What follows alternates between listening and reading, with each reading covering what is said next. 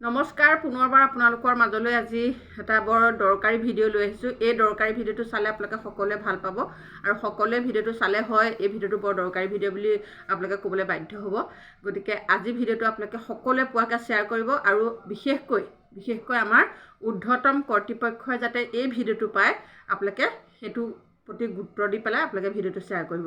লগতে আমাৰ যিসকল বান্ধৱী সহায়িকা হওক কৰ্মী হওক এই ভিডিঅ'বিলাক মোৰ ভিডিঅ' বা দৰকাৰী ভিডিঅ' কিছুমান পাবলৈ এতিয়াও পোৱা নাই সেইসকলেও যাতে আপোনালোকে পোৱাকৈ সহায় কৰি দিয়ে বা শ্বেয়াৰ কৰি দিয়ে। আজি ভিডিঅ'টো আপোনালোকে নিশ্চয় গমেই পাইছে, মই এতিয়া স্কুললৈ ৰেডি হৈছোঁ। দেখিছেনে কিমান কাপোৰ পিন্ধিছোঁ, আকৌ হেলমেট পিন্ধিবলৈ আছে, ঠাণ্ডা বহুত বেছি পৰিছে।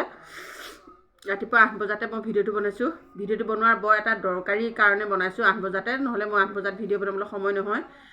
এইকাৰণে বনালোঁ যে পুহমহীয়া বহুত বেছি ঠাণ্ডা সকলোৱে জানে। আজি বিশেষকৈ 2 জানুৱাৰী আৰু 1 জানুৱাৰীৰ পৰা হাইস্কুল হওক LP স্কুল হওক এই স্কুলসমূহৰ টাইম টেবুল সলনি কৰা হৈছে, বিশেষকৈ ঠাণ্ডাৰ প্ৰতি লক্ষ্য ৰাখি। কাৰণ ঠাণ্ডা ইমানেই পৰিছে ৰাতিপুৱা ল'ৰা ছোৱালী বিচনাৰ পৰা উঠিবলৈ এলাহ, উঠিবলৈ এলাহটো বাদেই, এলাহটো নকৰিলেও যদি উঠাই দিয়া হয় কুঁৱলীৰ পৰা একো নেদেখি ইমানেই কুঁৱলী পৰিবলৈ লৈছে বৰ্তমান। গতিকে এই কুঁৱলীত যদি 8:30 বজাত ল'ৰা ছোৱালী স্কুল যায় তেতিয়াহ'লে বাটত হয় কিবা এটা দুৰ্ঘটনা হোৱাৰ সম্ভাৱনা থাকে। সেয়েহে গুৱাহাটী কামৰূপ মেট্ৰ' গুৱাহাটীত বন্ধ দি দিছে 6 দিনমান, কিন্তু বাকীসমূহ জিলাত বন্ধ দিয়া নাই যদিও টাইম টেবুল চেঞ্জ কৰিছে।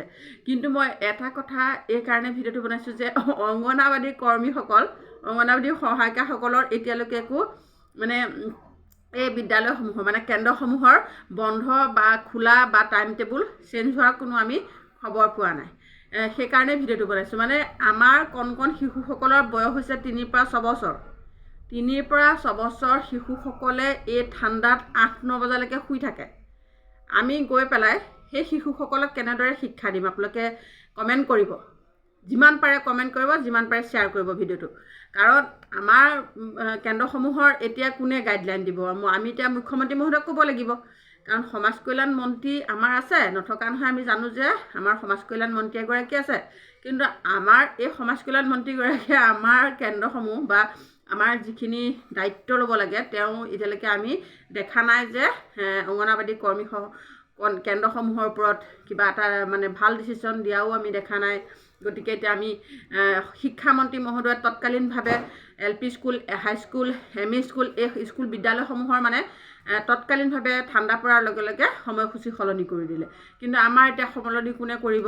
গতিকে কাক ক'ম, কোনে কৰিব? আমাৰনো দায়িত্বটো কোনে লৈছে? মই আচলতে পোনপটীয়াকৈ মই একো নাজানো বুলিয়ে ক'ব লাগিব। কাৰণ আমাৰ এতিয়া এইটো সমস্যাত যোৱা সমস্যাত আমি দেখিলোঁ যে গৰম বেছি পৰিলে, গৰমত টাইম টেবুল সলনি কৰিলে, কিন্তু আমাৰ কোনো মাতেই নিদিলে।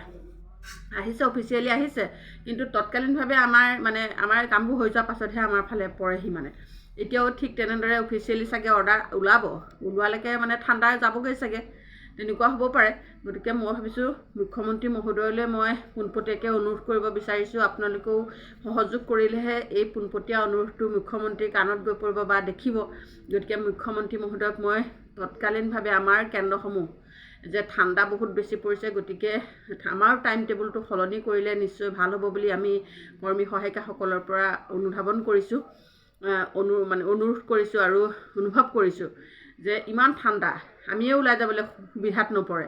তেনে স্বত্বত কণ শিশুসকল ঘৰৰ পৰা কেনেদৰে ওলাই আহিব কওকচোন আপোনালোকে? আৰু হয় কেন্দ্ৰটোৰ লোকেল শিশুসকল ওচৰতে যদিও তেওঁলোকৰ ঠাণ্ডাটো তেওঁলোকক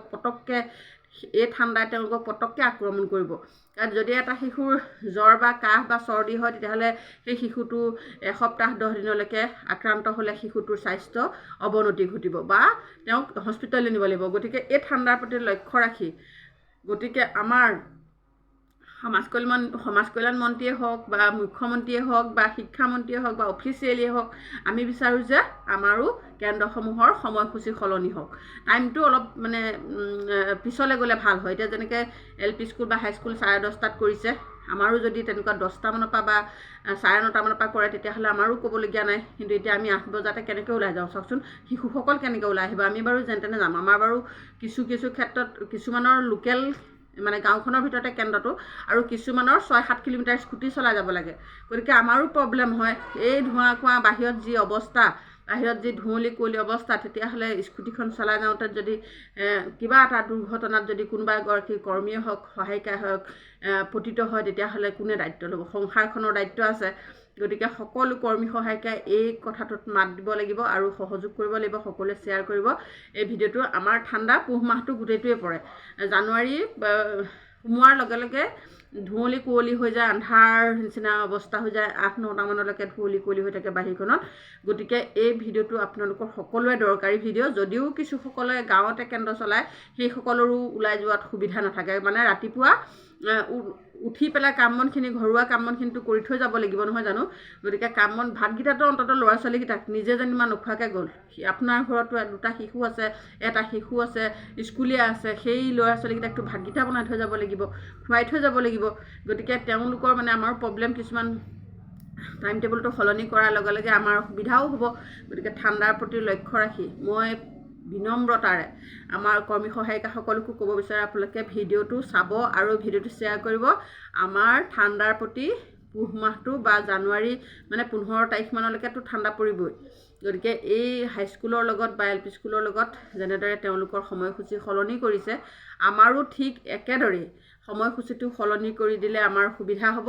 আৰু আমাৰ কণ কণ শিশুসকলৰ প্ৰতি লক্ষ্য ৰাখি, তেওঁলোকৰ ঠাণ্ডাৰ প্ৰতি লক্ষ্য ৰাখি, তেওঁলোককো যাতে এই ঠাণ্ডাৰ পৰা বঞ্চিত, মানে অসুখ বিসুখৰ পৰা যতনে ৰাখি বা সাৱধানে ঘৰতে ৰাখিব পৰাকৈ আমাকো টাইম টেবুলটো সলনি কৰি দিলে ভাল হ'ব বুলি মই ভাবোঁ। আপোনালোকৰ মতামত, আপোনালোকৰ কেনেকুৱা মতামত আপোনালোকে কমেণ্টত জনাব।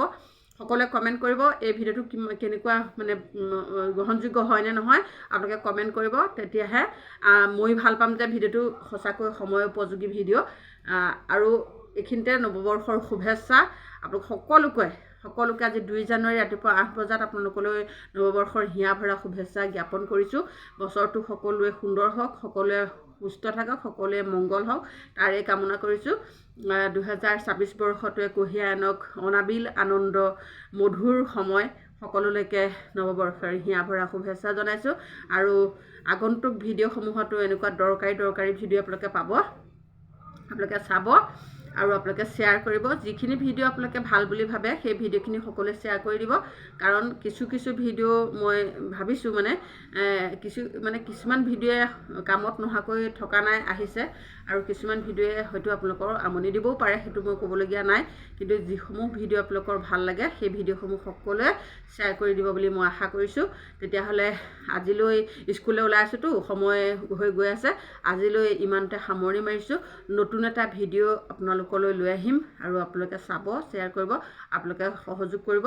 আপোনালোকৰ প্ৰেৰণা পালে নতুন ভিডিঅ' বনাবলৈ উৎসাহ পাওঁ। গতিকে আজিলৈ ইমানতে ভিডিঅ'টো সামৰণি মাৰিছোঁ। ধন্যবাদ। স্কুললৈ যাওঁ এতিয়া, স্কুলৰ পৰা আপোনালোকক সময় দেখাই থাকিম।